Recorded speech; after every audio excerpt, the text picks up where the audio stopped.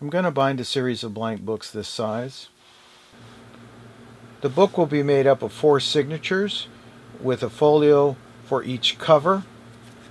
Each signature is made out of 8 sheets that are folded and then cut on my cut trimmer.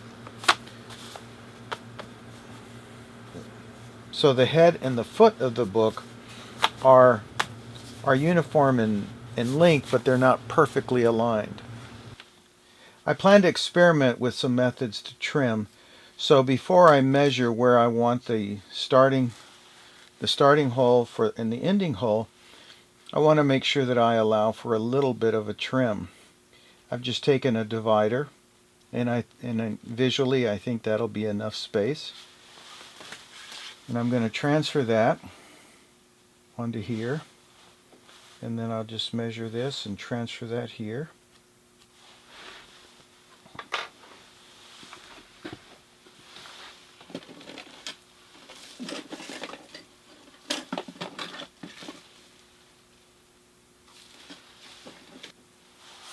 I'm going to take a small square,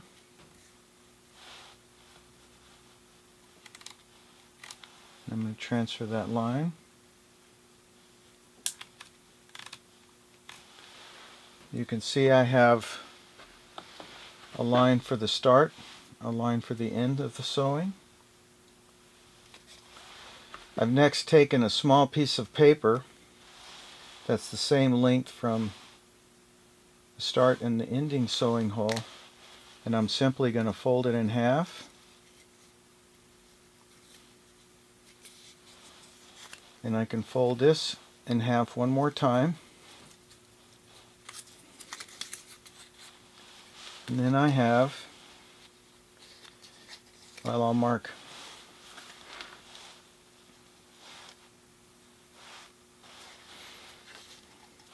when I finish transferring these 3 holes, this will be in the middle, and I'll add 2 more, and I'll have a total of 1, 2, 3, 4, and 5 holes. 5 holes is probably the most common distribution of sewing holes that I use.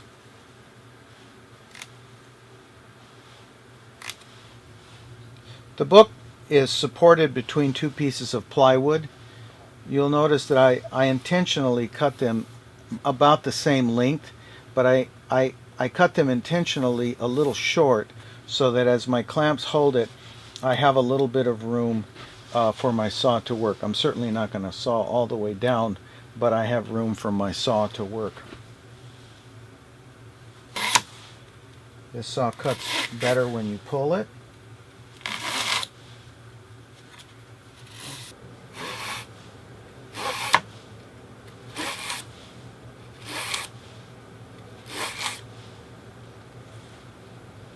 My 5 sewing stations are sewn in.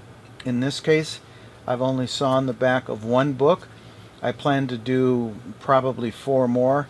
I could have put them all in this clamp and cut them at the same time. That would save you some time.